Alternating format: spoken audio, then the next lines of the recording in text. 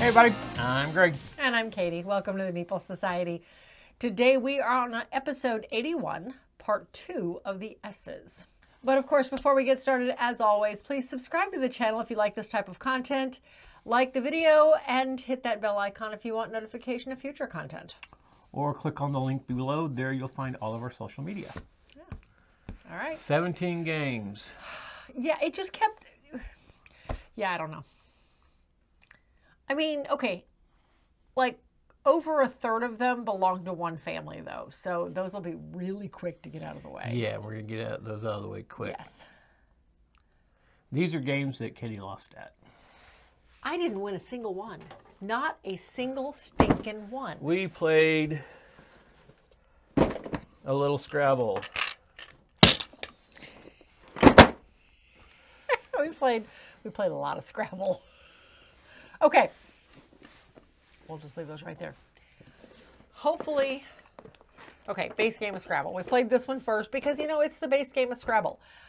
If you've never played Scrabble, it is a word building, crossword puzzle type of game. There is a really neat app, the Scrabble Dictionary app, and I blame that for, well, originally I blamed that for losing, but in the later games you weren't allowed to use the app and I still lost miserably, so it's whatever. So I feel like if you're watching this channel, you've probably played this game at some point, so I'm not going to go into any detail. There's your board, 100 pieces. You make letters up to 7 letters long, maybe longer if you can add to somebody else's. You make letters? You make words. There's new letters, guys. Shut up. Anyway, I lost. Well, actually, the scoreboard is still here. That'd be a piece of paper. I lost 249 to 191. This is a continuing pattern. Anyway. You got all the scores? No, not with me. Okay. Thank goodness. So that's anyway, base Scrabble. Base Scrabble. We'll do this one next. This is Scrabble to go. Scrabble Scramble to go. Scrabble Scramble. Scrabble Scramble. Say that 5 times fast. Okay. Scrabble Scramble to go. Okay. So this one here is a little different in the fact that this is your board. A little bit different. This is your board. Okay. So it's timed, which did not work in my favor. You got all these dice. I think there's what, 10 dice total? I think 11 dice total. 11 dice, yeah. You take 7. 12 dice total. On any given turn, you basically pour 7 dice out of the bin. You roll those dice, and then you have to make a word out of the, oops, I just flipped one over, out of these letters. If you're not able to, in the time allowed, 3-minute timer. No, this one wasn't even a 3-minute timer. This was like a 1-minute timer. I don't remember. Anyway, the first player has to start on the start, just like any normal Scrabble game. The difference with this one is, because there's only 12 dice. It's 60 seconds. 60 seconds is 1 minute. Okay. So you're making your word. Oh, look, roll. I actually found one. How about that? That did not always happen during the game, let me tell you. Okay. So you're making your word. If I can do this so you can actually see it. There we go. You're making your word. You're putting it onto the board anywhere in here, and then you're scoring off of this board based on what you're covering. The next player grabs. You had so many words in that. Oh, I did have a lot of words in that mix. So then the next player grabs 7 dice, rolls them, builds off of my roll. Huh? One of the letters. Off of one of the letters in there, right. So maybe he does here, H-E-A-R. H-E-A-R. So he does here, puts them right here, scores, and then the original word comes off. The only thing left is the letter he played off of. That's it. So the next player grabs 7 dice, or seven letter dice, rolls, and it just keeps going until somebody gets to, I think, 100 points. 200 yeah. points. 100. It was one of the two. I Says don't know. 200 right there. Is it 200? Okay. I thought it was an interesting concept. I did not like this board though. No. And I get why they did it this way. I did. We had, luckily, a piece of plexiglass we could lay over it and it flattened it out. Otherwise, this would have been miserable to play on. Mm-hmm. That was, yeah, we lucked out with the plexiglass. Okay, so this one, and I guess I could just say it as we're going here. Scrabble we're going to hold on to because, well, it's Scrabble. Mm-hmm. You know, it's the classic. So I feel like we need to hold on to that one. At least for the time being. Okay, there we go. This one, though, we are going to let go, mostly because of that board, honestly. It just was kind of a pain to work with. Mm-hmm. Never mind putting everything back in here. I'm trying to get the, there we go. That had to go all the way to the bottom to fit. So does that. So does this, and it's not doing it. Okay, it's close enough. I'll fix it later. Anyway, so that is those two. The next one. We have a box lid upside down. Well, what else is new? We have Scrabble Up. This one was weird. Yeah, this one I wasn't really. No, I with. didn't care for this one. Hint, or spoilers, I should say. So the board opens up like so. So this is your board. There is this little timer marble that sits at the very, very top. Sits right there. Everybody starts out with 6 letters piled up in any fashion. Now you end up with 2 vowels. They have you separated out. You end up with 2 vowels and 4 consonants at the start of the game. Yeah. Nope, that's got to go over there. And then an N. And now I just need some consonants. V and D. Boop, boop, boop. Are you saying consonants or Consonant. continents? Consonants. Okay. Suddenly you keep saying continents. No, Oh my God. consonants. And the blank counts as a consonant. But it can be anything, but it comes in the consonant pile. Anyway. Okay, so this is how everybody starts out. It's a 2-player game. So this is my side, this is Greg's side.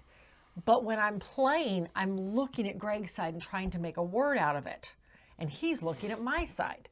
So right off the bat, I can see can, or, yeah, can. Dan, cad, nope. Actually, I could do anything with that, I guess. Mm-hmm. But anyway, so say I said can.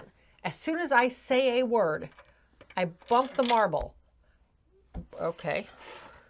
Come on. That didn't happen last night.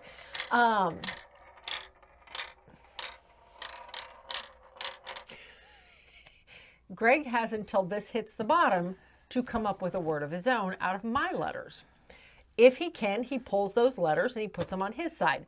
I pull the letters of the word I made off of his side and put them on mine.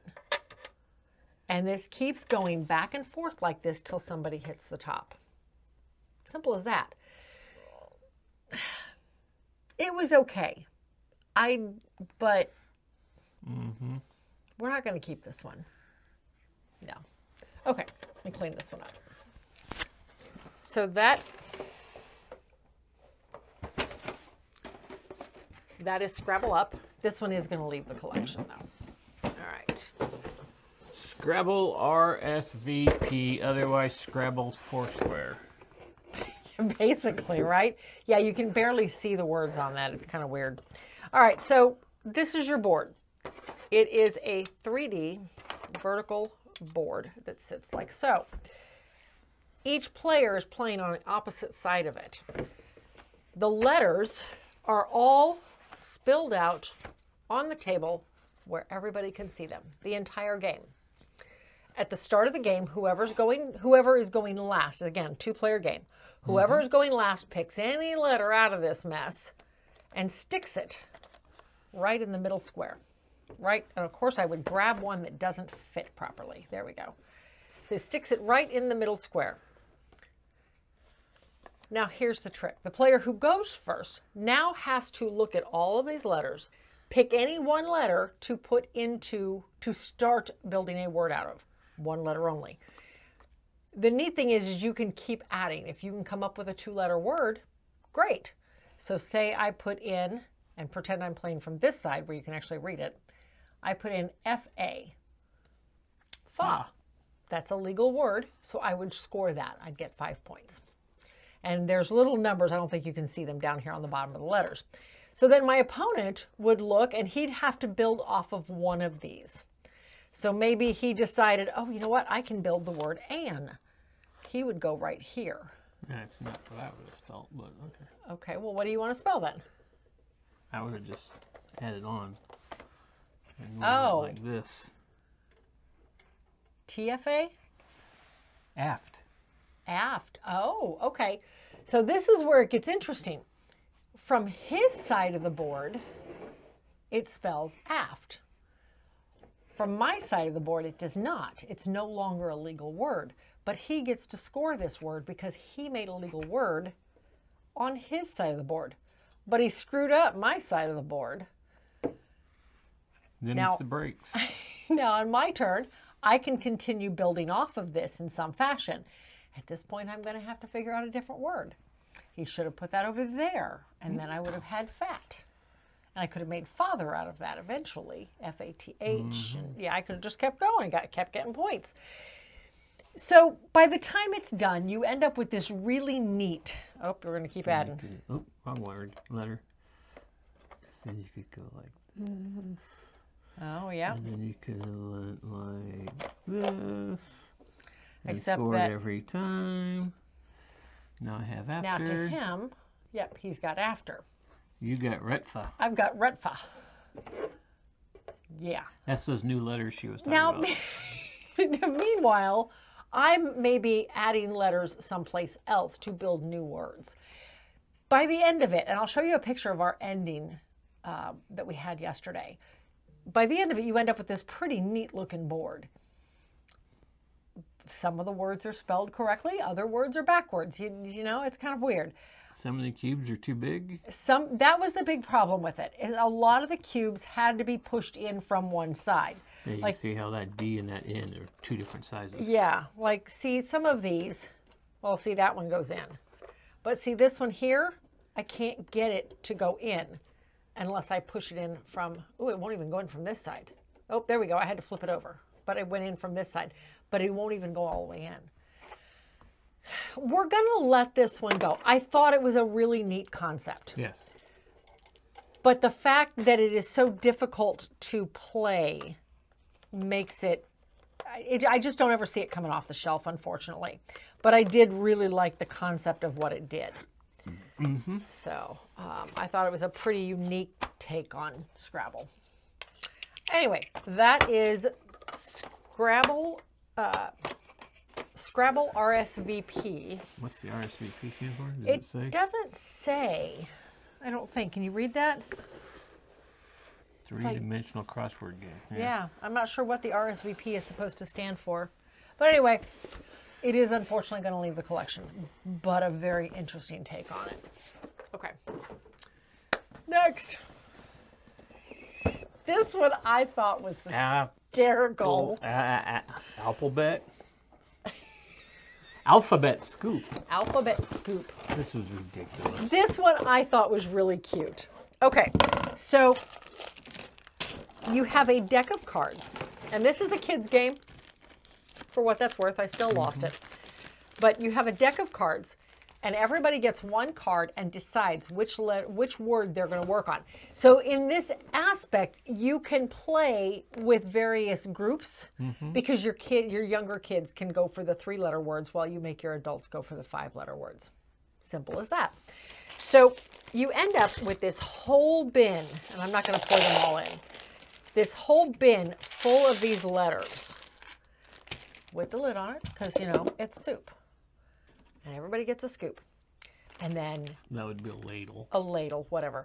Everybody gets a ladle. Well, it's called scoop. Anyway. Well, they should have had a scoop instead of a ladle. Anyway, one player says scoop, pulls the lid off, and everybody dives in at one time to pull out as many letters as they can, dumps them out, and tries to fill what they can off of here. Whoops. That was Throwing the ladle That at was me. good. Okay, so if I went for ant, I've got A. That's it. I would take the rest of these, throw them back in, and scoop again. Oops. Well, that didn't actually come out. And I would keep... Oh, look, you got a fly. Oh, but if I get a fly, I have to put everything I've got done so far back in and start over again. But the fly stays out for that round till you get the next card out. But if I didn't get the fly, there's my end. I start over again. And I dump everything back in and scoop again until I get all the letters I'm looking for. You play to 4 cards. First person with 4 cards wins the game. I thought it was adorable, honestly. I thought it was an interesting little take on a kid's version of this game. Mm-hmm. So I feel like we ought to keep one children's version. And I think this one was better than the other one, personally. Which is next, which you can already see sitting there. Scrabble Junior. We'll just change the box to Alphabet Ladle. Alphabet. Whatever. Okay, so anyway, this one for now anyway, we're going to hold on to. I just thought it was adorable for a kid's game. So, but anyway, that is Scrabble Alphabet Scoop. And we have Scrabble Junior with the box lid on sideways. Well, you know. There, I'll turn it now so I don't forget. Okay. This one here, standard, okay, if I can get it out of there. Standard Scrabble board, sort of. You have 2 versions of the Scrabble board. You have this version, which is kind of free-formed. This is the side we played. And then you have this version. You might have won on that side. I might have won on this one, but I did not. So this one plays exactly like regular Scrabble. If you play on the pre-printed side, there are point tokens that you have. Other than that, it plays exactly the same. We're going to let this one go, though. Just, the board is kind of bubbled. It makes it hard for some of them to stay in place. It's just, the board is showing its wear, unfortunately. You liked Alphabet Ladle better, though. I did like Alphabet Ladle better. So I thought that was more fun, and it was just a completely different take on the genre. So anyway, Scrabble Junior is going to leave the collection. And Scrabble ME. I liked this one. I thought this was interesting. So with Scrabble ME, you still have your whole bag of letters. You've got your, what did they call this? It was a platform or podium, a podium. Platform, something like that. I think it was a podium. Prize tile podium. Okay, so this sits right in the middle of all players. And then each player has their stand and their own private board right in front of them. So each player all the way around the table would have this. You still start with your normal 7 letters on your platform, but you also start with 6 letters up here, face up. So when it's time to refill, the game plays exactly like normal, sort of, because now instead of playing off of a central board, you're playing on your board. Your letters are only affecting your board, and that's it. So you continue to build off of that. There was one thing, though, that we didn't play with, because wasn't there something, if you took a wild, then you would swap boards? There was, if you take a wild token and you play it, not so much if you take it, if you play it, then you literally swap boards with somebody else on the table. It's a possibility you could get your board back eventually, because especially if 2 people played at once, but you swap boards. We did not do that, and I think you only end up playing one of them anyway. Yeah. So the biggest difference with this one, other than the fact everybody plays their private boards, is that when it's time to refill, you have a choice of one of these known letters out of the center or potluck out of the bag. So you can take, but you do it one at a time. Yes. Whoever had the lowest score in the last round, so say I had the lowest score, which was always me, I would grab whatever I want, and then Greg would grab what he wants. Maybe none of these interest me anymore, so I'm just going to grab potluck out of the middle, out of the bag. Okay. Then Greg takes, oh, but now one of those might work for me, so I'm going to go ahead and take from here. And you keep doing this till everybody has 7. This took forever. That decision factor of seeing this made the game drag on. And it probably shouldn't have, but it did. I liked it with the exception of this. This, Well, it allowed you to see what was It coming did. up and allowed you to plan, like, okay, if I make this word down here, I could use that X because now I've got it set up to use it for something and else. I did so. like that. It added a lot more strategy to the game as a whole. It just dragged it a little bit. Yeah, because you could set yourself up Yes. for using the big letters. Yes, and I did like that. That is Scrabble Me. I'm torn on this one. I don't know that we need a whole bunch of Scrabble games, but I really liked this one. Yep, I would say just keep the ones that you won, but then we wouldn't have any of them. What we got next? Okay, anyway, for now I'm going to hold on to this one. I don't know how long it'll stick around, but we're going to hold on to it for the moment. All right. All right, now let's move on to something other than word games. Another game you love. This is Scotland Yard. Yeah, it's not my favorite. No. But then again, I used to think you loved this game. no, I've never cared for hidden movement. I just don't like that hidden movement type of game. Okay, Scotland Yard. We've had this one for a while. Maybe not this version. I think this is a newer version than the one we originally had. So, Scotland Yard, you have Yeah, this, the one we originally had actually had a baseball cap or a visor or something. It was a, No, it it was was a a baseball cloth. cap. Was there a baseball? Yeah, it was a baseball It cap. was. I don't know whatever happened to our It had a version big then. X on it. I don't know. Anyway, Might here's be- your board. No, it's not in the other room because this is the. No, yeah, this one came out of the other room. This is a 1 versus many. It plays up to 6 players. I believe it plays up to 6. One player plays Mr. X, and he is secretly moving around the board. The other players all play the people hunting him. Mr. X starts out with, has this board here. He starts out with a very limited number of tokens. There are 3 different ways of movement. There are taxis, there are buses, and there are undergrounds. And then Mr. X has a couple of private hidden movements, basically, or double movements. So everybody draws a card to show where your starting location is. And of course, all of them are Backwards. facing, well, yeah, they're all backwards in the bag. So everybody draws a card showing where their starting location is, and you start there, and Mr. X does the same thing.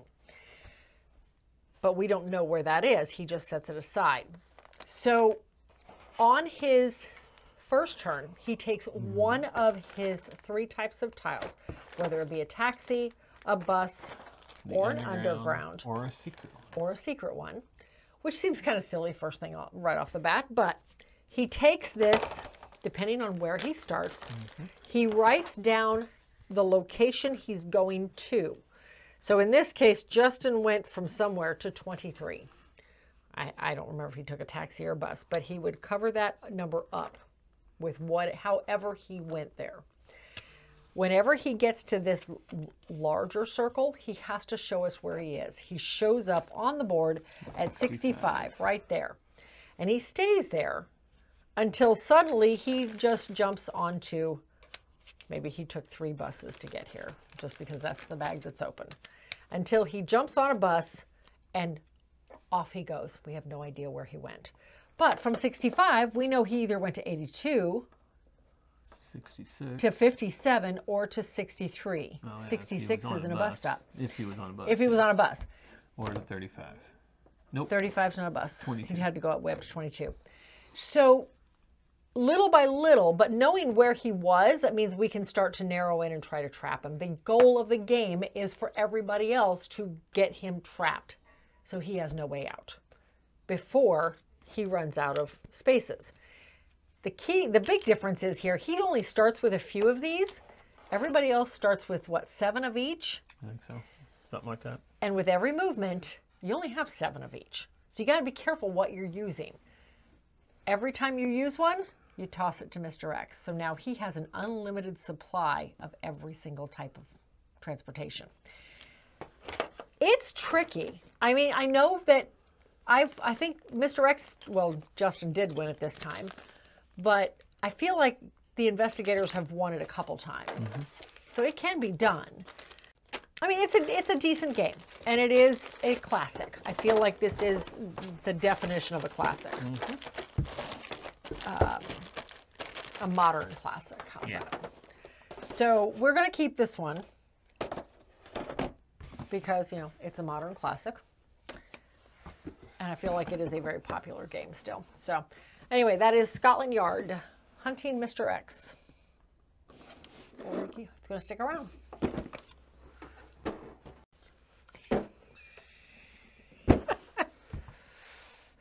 Scatterpillar Scramble. I forgot to put the batteries back in this. Oh, so I darn. can't even show it to you. And we don't have a video of it because the video you took I got was like only a 2 like second video. 2 seconds. Yeah, You just have to play it back to back to back to back to back. You'll get the idea. All right, so we took this over to a recent game night with Justin and Jackie, our son and his wife, and they humored us and played it with us. It needs the batteries. The whole thing wiggles and makes noise. It's hysterical. So the way this plays, and this is going to be, I was going to like make it wiggle and make Greg play this while I was talking, but since I forgot to put the batteries in it, not quite the same thing. So the idea with this one, everybody has their little pile of marbles, everybody's single color marbles. And you have 4 players sitting around the table at it. And if I can get enough colors out, you're good. The idea is you have to start from the bottom. Stop that. I can't predict what you're going to do. So the idea is you have to take your little tweezers and fill up all the hands all the way to the top. And when, of course, the further you get up, the more he wiggles. So the harder it is to actually get them on there. One player is doing all of these hands, one player these, one player these, and one player these. I mean, it's an interesting, it's a cute, well, let me rephrase that. It is a cute kids game. We're not going to hold on to this, mostly because playing it with 4 adults, we still had more than 1 marble roll across the room. Yeah. So we're going to go ahead and let this one go. I think it is adorable. I think it would be a lot of fun with, I don't see how a 3-year-old is going to manage the... It's 4 and up. Is it 4 and up? Okay. Yes. How is a 4-year-old going to manage this one? I think his bow tie fell off. One of his, oh, he's supposed to have bow ties all the way up, and one of his bow ties just fell off. He's naked. He's naked. The bow ties are coming off. Oh, well. Anyway, that is Scatterpillar Scramble. And that's another problem. Trying to get it repacked.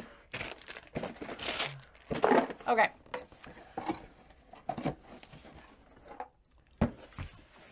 Scatterpillar Scramble. Race to place your marbles. Cute, but very chaotic. So it is going to leave the collection. All right. Next.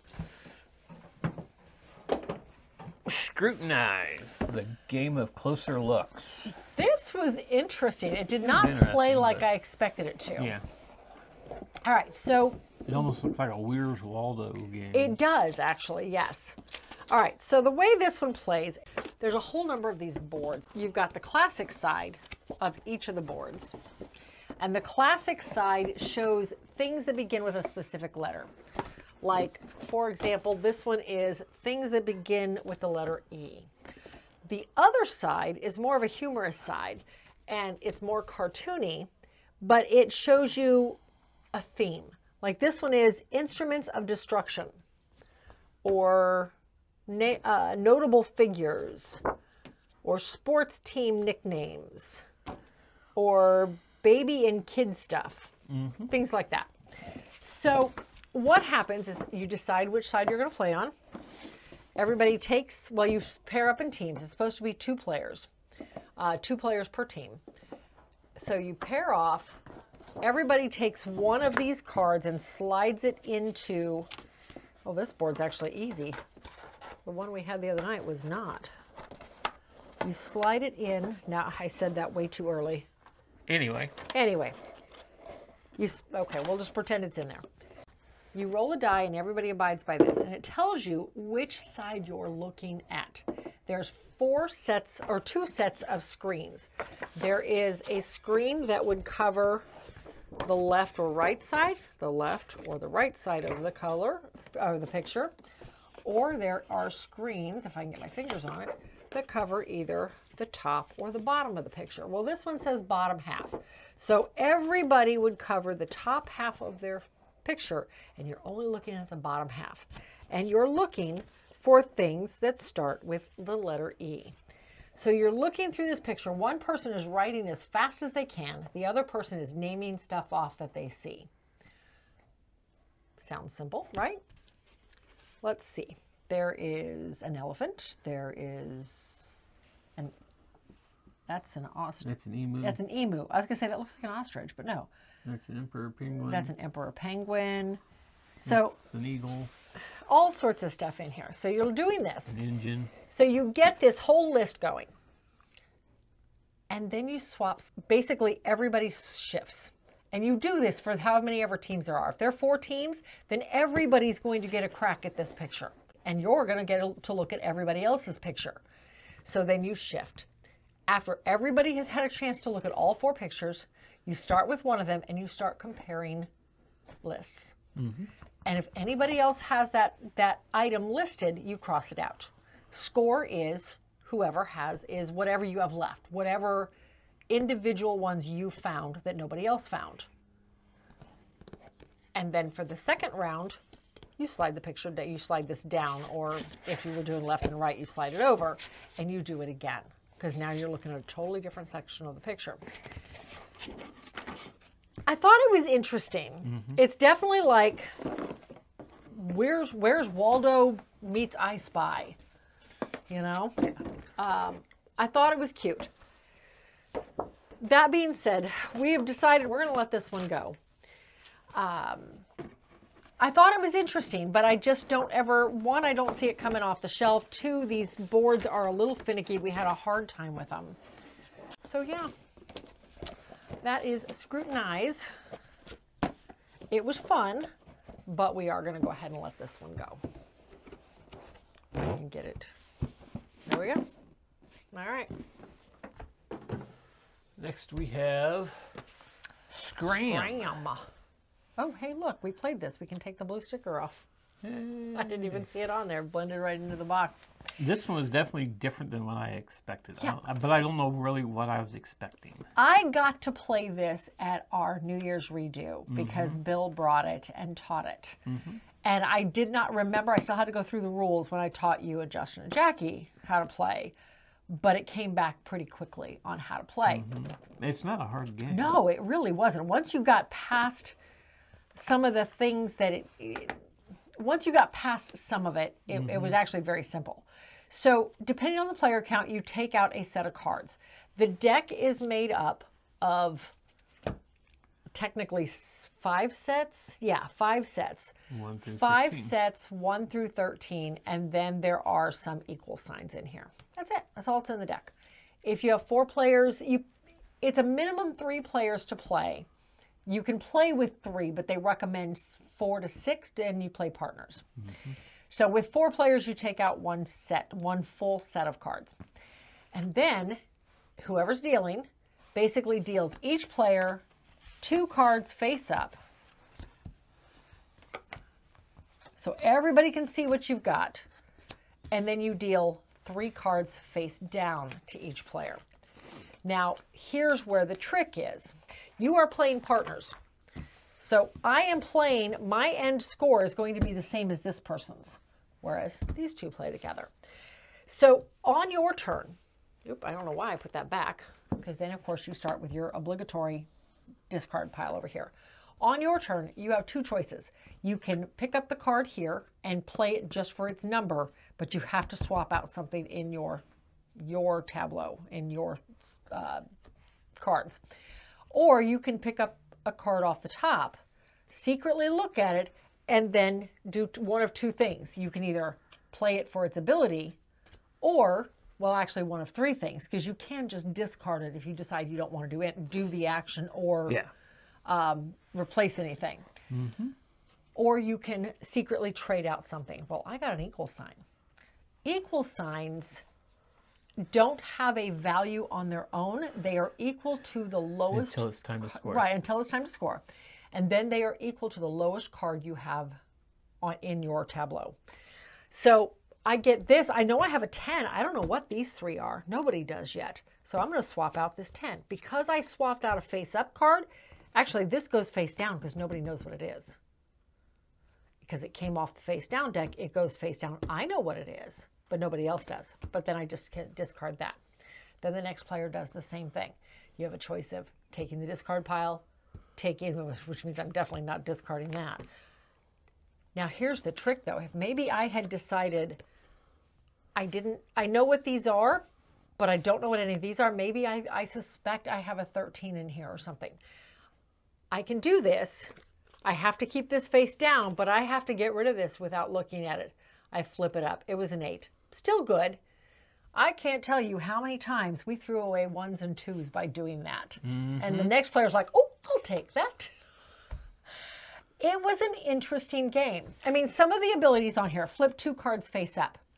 So I can tell my opponent, hey, flip one of your cards face up so we can all see it, and I'm going to flip one of my cards face up. They're both 7s. Now, here's another interesting trick. If you know you are getting rid of cards, so say I pulled a card. Ooh, that's a bad example. That's a 13. So say I pulled this one, and I know my opponent, you guys probably can't even see that. My opponent has a 10 and a 7. So do I. I have 2 7s and a 10. I know this is below that. It's actually a 6. I can either view 2 cards or I can replace. Say I'm going to replace a 7. And I'm going to replace this one and this one. And my opponent, hey, Jackie, get rid of your 7 too. If I happen to have looked at her cards at some point, and maybe I knew this one was a 7 also, I could tell her to get rid of that, but I can't look at it right now. As long as I flip it up, it's not a 7 because I hadn't looked at it. But if I was wrong, then nothing happens. We can't get rid of the cards. Basically, we failed. But if I was right, that card goes, both of my 7s go, this card goes back into my display, and now I'm down a card. I'm down to 4. It sounds really confusing until, that first round was a little confusing. But man, once we got past the first round, we really started flying. It was a lot of fun. I really like this one. The round ends when somebody gets down to usually about 2 cards, or you say because that's a Scram. When you get down to 2 cards, you can call Scram. You do not have to, but you can call Scram. What that means is that every other player gets 1 more turn, and then you score, no matter what. So you definitely want to make sure you're down to 2 low cards. You want low scores. Yeah. Or when the deck runs out, then that ends the round. You play 3 rounds, and then high score wins. Or no, I'm sorry, low score wins. You want the low score in this one. I really liked this.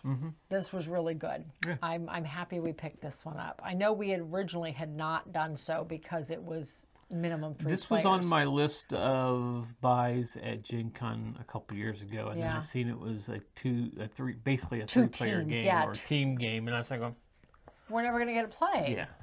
And I don't remember where we picked it up. We found it somewhere on sale or I don't remember, but I'm glad we picked it up. It was a lot of fun.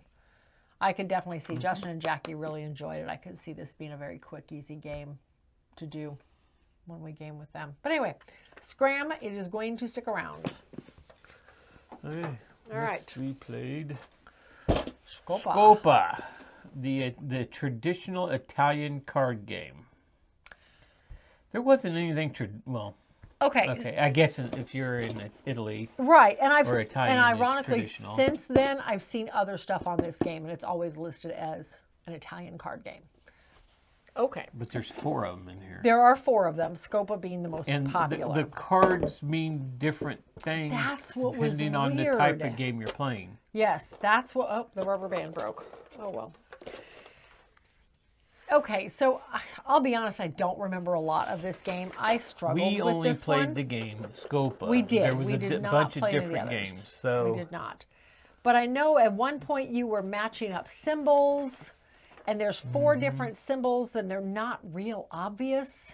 That's what I was struggling with, I think, was trying to match up the symbols and what scored points and what didn't. There are face cards in here, but some face cards are higher than others, and some number cards are higher than the face card. It was really confusing. Yeah, I mean, it had a line of cards out there. Yeah. And then you had cards in your hand. Yes. And now you're trying to capture the cards down there. Yes. And you could capture 2 if your card was higher match. than... No, you had to match. Yeah, it had to be an exact match. So if, like, there was a 3 and a 4 and you had a 7 in your hand, you could take the 3 and the 4. Right. But at the same time, you're trying to look at the symbols. The cards had different symbols. And their suits. Different suits. And if you had all the 7s, then you got extra points. Yeah. If you had all the coin ones, you got extra points. And yeah, it was... We're not going to hold on I was to interested in playing this game and interested in playing the other ones, but after the first one, was like going, and I started reading the other ones, like going, wait, those cards don't even mean the same in this game. Yeah, the cards literally, the face cards all mean different things in every game. And it has this very little, weird.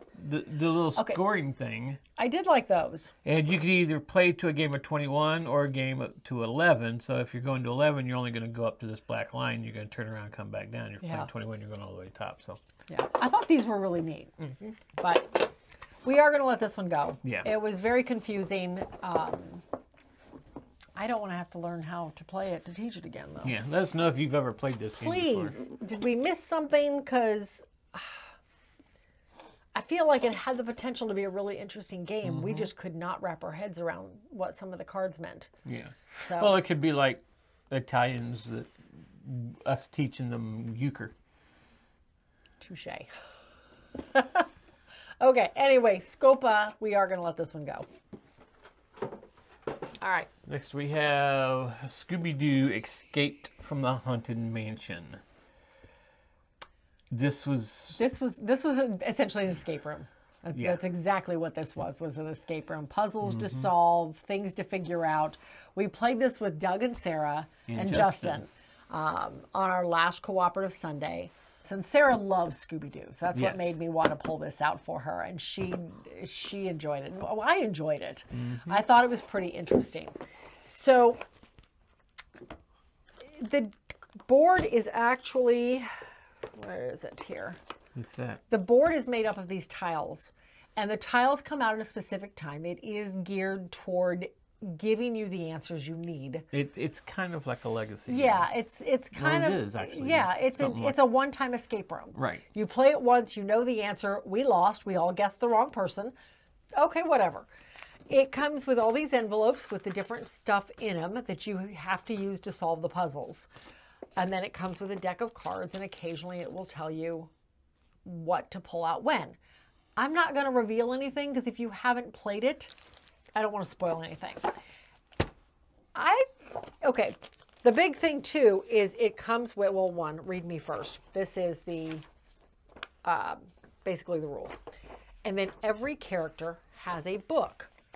And then different clues are obtained by joining the tile number with clue numbers, there's a different way to combine numbers. And it'll give you a 4-digit number. Those 4-digit numbers are what you're looking up. Everybody has a different book. You're looking up and doing something. Now, what I thought was interesting is that each character has an ability. Yes. If it has something to do with food, you would definitely want Shaggy to look at it. If it has something to do with research, you want Velma to look at it. Now, it doesn't hurt to have everybody else do it. There's no time limit on this one. No. But they're you more might likely not get anything. But if there is no clue, on the back of this book, you have to use up Scooby snacks. Now, I bought this used and somebody wrote all over it, which was a shame. So I printed out a copy of the back so that I had a clean sheet. But Daphne's ability was to use things. So anything that had to be physically used, Daphne was the best one to do it. Scooby-Doo, go figure, he smelled. And Fred was investigate. He's a dog, of course he's going to smell. Of course, he smells everything. I really liked this. Now, it's a one-time thing. Obviously, we're never going to play it again. Yeah, but there's a thing you can go back, reset the game, put it on your shelf, and a year later you can bring it back out and maybe forgotten about it. So. Maybe forgot who actually did it. But we're going to keep this in the other collection. I think it's a great theme. It's a great IP. And I don't think Scooby-Doo never gets old, you know? So I think it's the perfect thing for that room. because it is a one-time shot thing. And it didn't take a long time to play. It was an hour, hour and a half maybe. So anyway, Scooby-Doo Escape from the Haunted Mansion. Coded Chronicles. Essentially escape room. But yeah, we're going to hold on to it. Okay. Next we have Scattergories. This is, I feel like, another classic. This has been around for a very long time. This particular one is 2003, it looks like. But I feel like it's probably been around longer than that. God, that's heavy.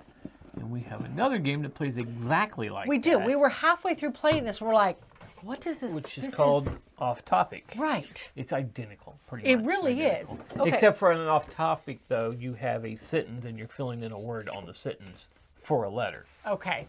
That's the only difference. I mean, but it's still kind of like the same as I had forgotten that part. So that is, it is actually a sentence, isn't it? Whereas this is just a topic. But it's similar. You roll a dice, you get a letter, and then your answers are of that word with that begin with that letter, which is the same thing. Because this one has blank made me do it, and whatever letter it is, you have to come up with a word with that letter to begin that phrase. I do remember that now. This one just says like things in a desert, and you roll the dice, and you answer it with it whatever. Yeah.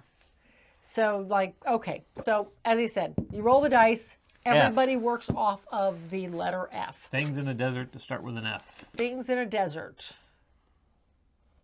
My brain goes to fox, but foxes aren't in the desert. Ferns.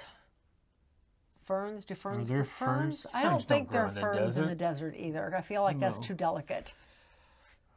I know there's things out there that start with an F. But anyway, things in a mystery novel that start with an F. Computer lingo.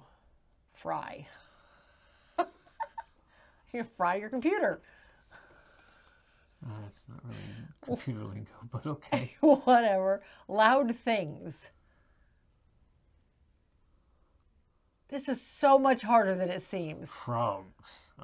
Frogs can be loud. Now, if somebody challenges the answer, then there's a vote amongst all the players as to whether or not it's going to be allowed. Kinds of soups or stews. It starts with an F. Frog. You can't use the same word twice as an answer. Math terms. Foul.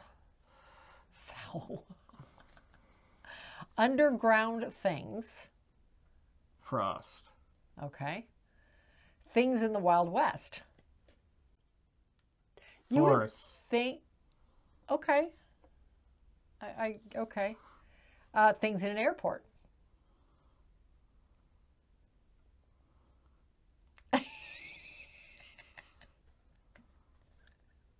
Furniture. Oh, that's fair. Okay. Words with double letters. Off. Okay. Oh, nope. Off doesn't begin with an F. So it has to begin with that. Okay. So you could do like, oh my gosh. Needless to say, I lost this game too. Freeze. Things in fairy tales. Fairies. Frogs. But now, once everybody's completed their list, you start at 1 and you go down the list. Anybody who answers the same thing, it gets crossed out. So again, it's only answers nobody else thought of that are kept, and those are your scores. You play 3 rounds, game's done. This played exactly like Off Topic, you're right. That being said, we're probably... Off Topic plays like this one. Because this is a newer Touche, game. yes. You would think it'd be simple. F is a pretty good letter to start with, but... Things with motors. A fire truck. Oh, there you go. See, my brain went to flying objects. Found at a salad bar. Fruit. I got one. Words ending in F or L-Y. Freely. Fly. Oh, well, so that's an L-Y. Things on a hiking trip. Things in a hotel. Flies. Things in a hotel. Flies.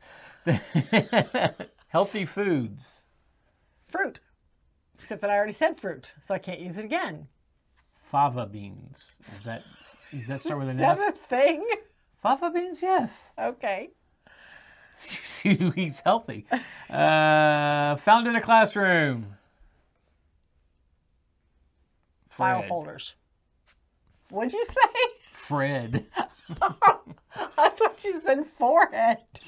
Well, there's a lot of those in there too. Some 5 heads too. Anyway,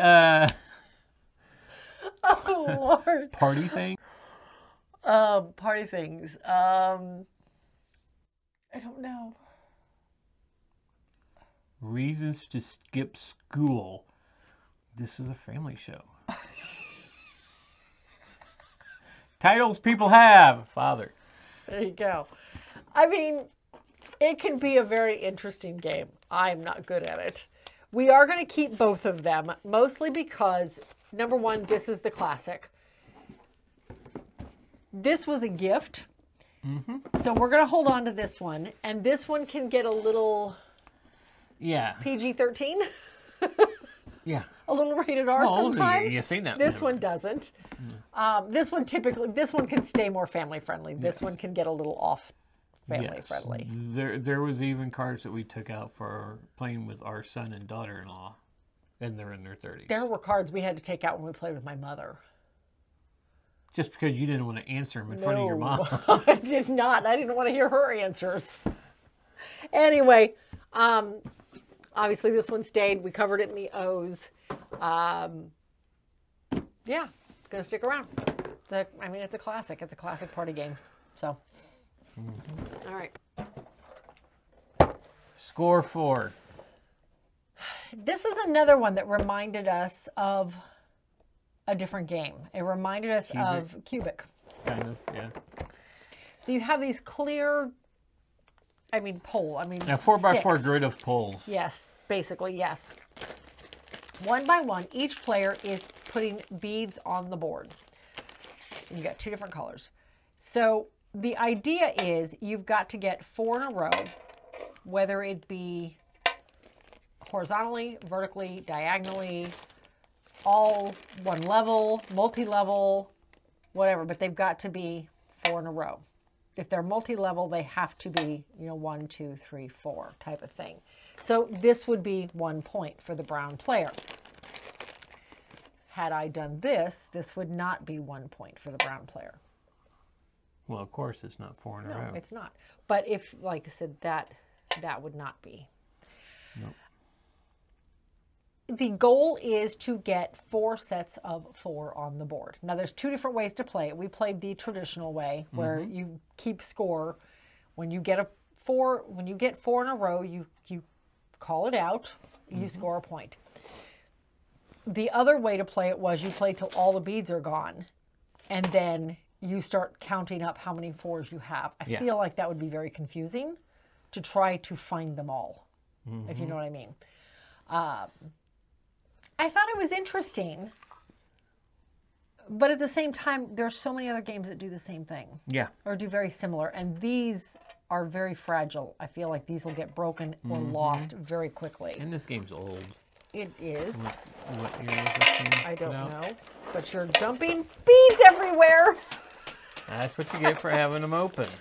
Well, oh crud, one of them just ran away. Yeah, it's over there. 1978.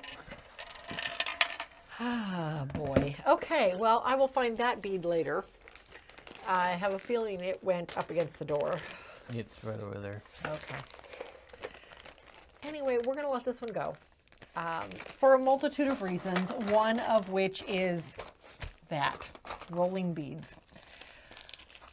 2, we have a lot of games that do something very similar to this. Connect 4 being one of them, which is a lot more classic. I did like the strategy of it, though. There was a lot of strategy in this. But yeah, score 4. We're going to let this one go. Okay, finally. The games you've all been waiting for. The last 2.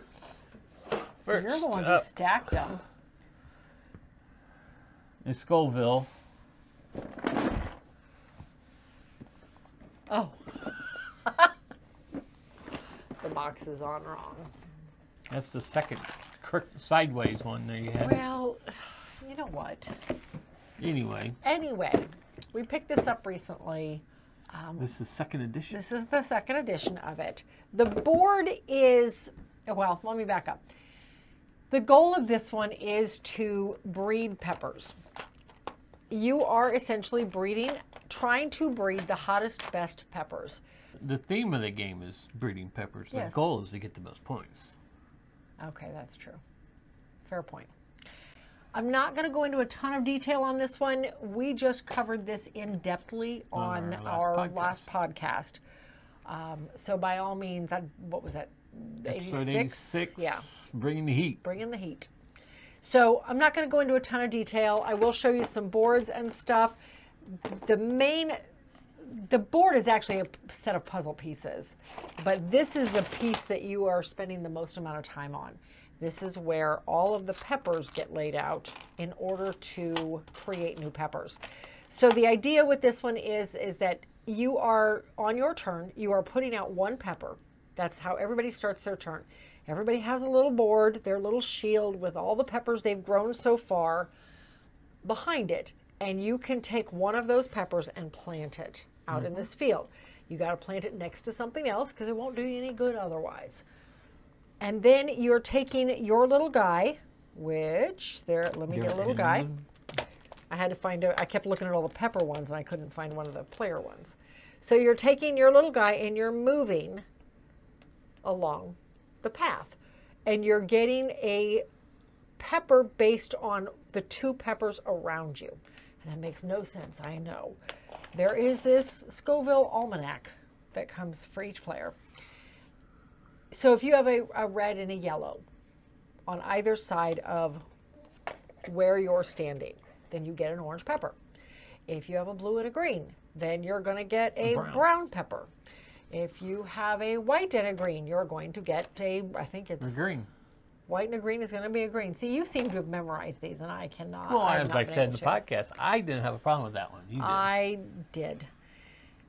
Primary versus primary. Well, yes. The same, like red and red gets two reds, and yes. blue and blue, and then green and green gives you a brown.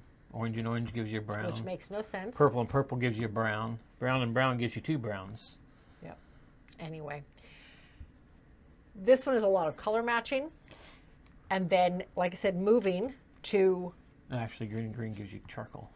Green and green gives you charcoal, yes. Orange and orange gives you charcoal. Yes. And purple gives you charcoal. Yes. But orange and yellow gives you a brown. Yes. Any primary and secondary gives you a brown. Mm-hmm. Anyway, at the start of your turn, you're planting a pepper. Second part of the turn, in reverse turn order, you're moving through the field picking up peppers.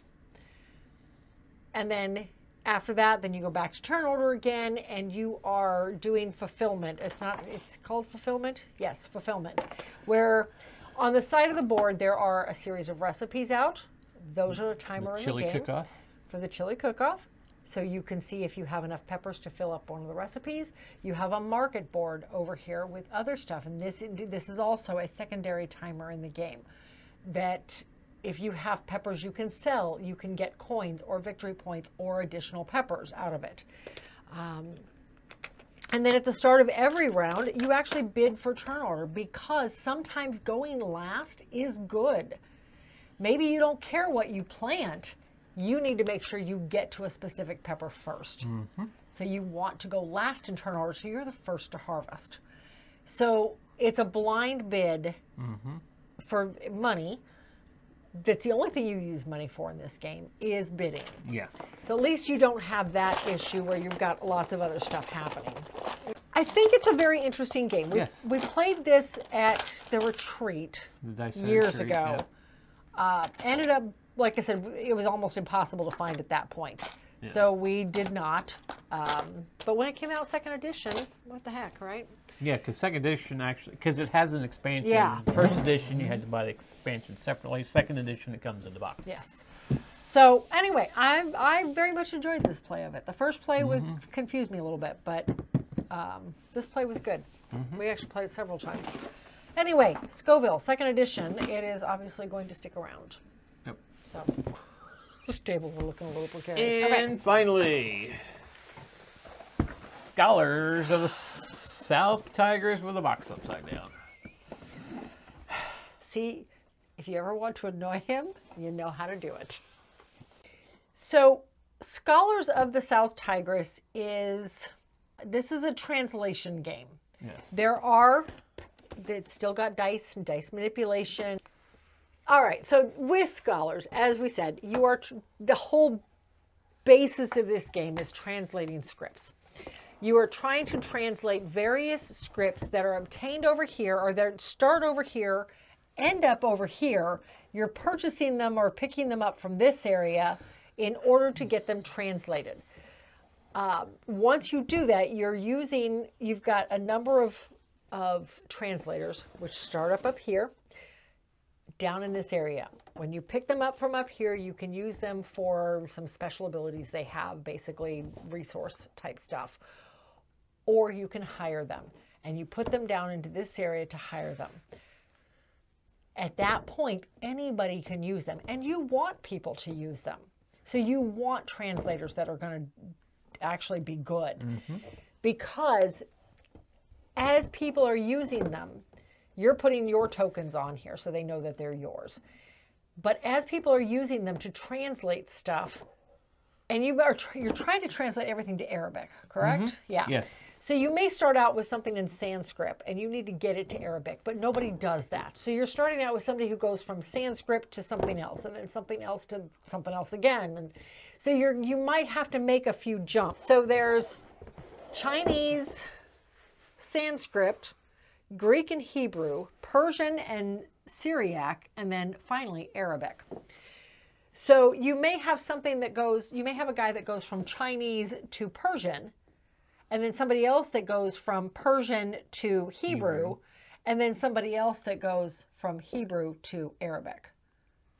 So you may have to use 3 different people to get to where you need to be.